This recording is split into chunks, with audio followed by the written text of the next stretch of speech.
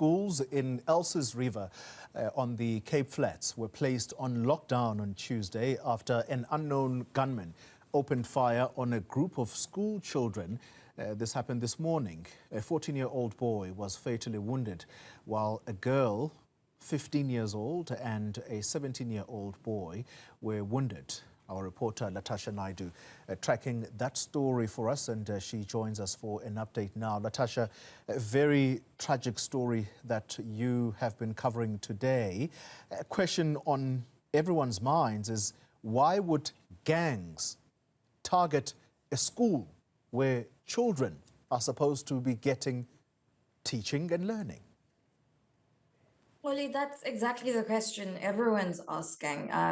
These kids were on their way to school in the early hours of the morning before 8 a.m., full of excitement to start the school day, when an unknown gunman decided to open fire on these group of kids. And 14-year-old Grantham van Renen was tragically, fatally wounded, while two other schoolmates, a 15-year-old girl, like you mentioned, and a 17-year-old boy, were caught in the crossfire and wounded by that gunman. Consequently, a road away, this gunman continued shooting, and a 55-year-old man was injured as a result of this gunman opening fire on these kids and on people who were standing randomly on the street corners. And the question is, why? Why snuff out the life of a child? 14 is the start of someone's life. As a teenager, I've been told that Grantham was a young boy who was full of life, who was humble, who loved cars, who had dreams of becoming South Africa's next spinning star, and his life tragically snuffed off by the barrel of a gun in the early hours of this morning while he was going to school. And the question on everyone's lips, especially the community of Elsies River, is, why are kids being targeted? Why are they dropping dead every other day? And what are the police doing to stop the spate of gang violence from escalating in these communities?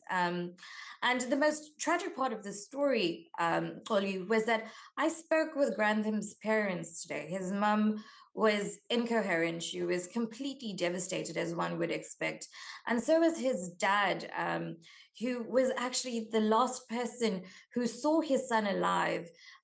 He's completely devastated. He's still trying to process the loss of his 14-year-old, still trying to explain to this young man's brother who's 7 years old, who can't comprehend why his brother is never going to play water guns with him anymore, or teach him how to play on a computer game.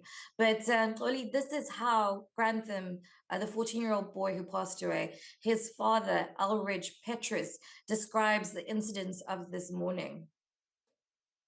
It's a very sad story. It's I was busy in the kitchen preparing the youngest brother prayed for the school, and in the same time Grantham was coming out and told me, "Dada, I'm gonna go now." So he greeted me. Like two seconds after that, I just hear the gunshots. So when I looked out through the door, I still see the guy taking the last shots, but I didn't know it was my boy lying there. When I came down to see who was shot, so when I looked, I saw I just saw my kid now.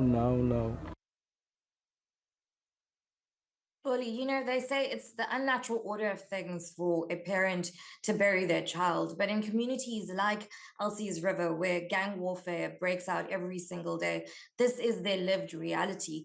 I spoke to the family of the two other victims, the two teenagers, the 15 and 17-year-old respectively, who were also shot and injured and are currently receiving medical treatment in hospital. And they refuse to release the names of these two children because they say they fear repercussion The gunman is allegedly known to the community of Donegal Street in Elsies River, where this incident took place. And this was allegedly reported to the police, but as of yet, no arrests have been made. And earlier today, the Western Cape Police announced that they would be increasing a police presence in the area. But by early afternoon, there were actually no visible policing units on that street or in nearby streets, which is quite telling. We were actually told, our camera crew were told that we need to leave because gangsters were milling in the area and we risked potentially being shot or being robbed.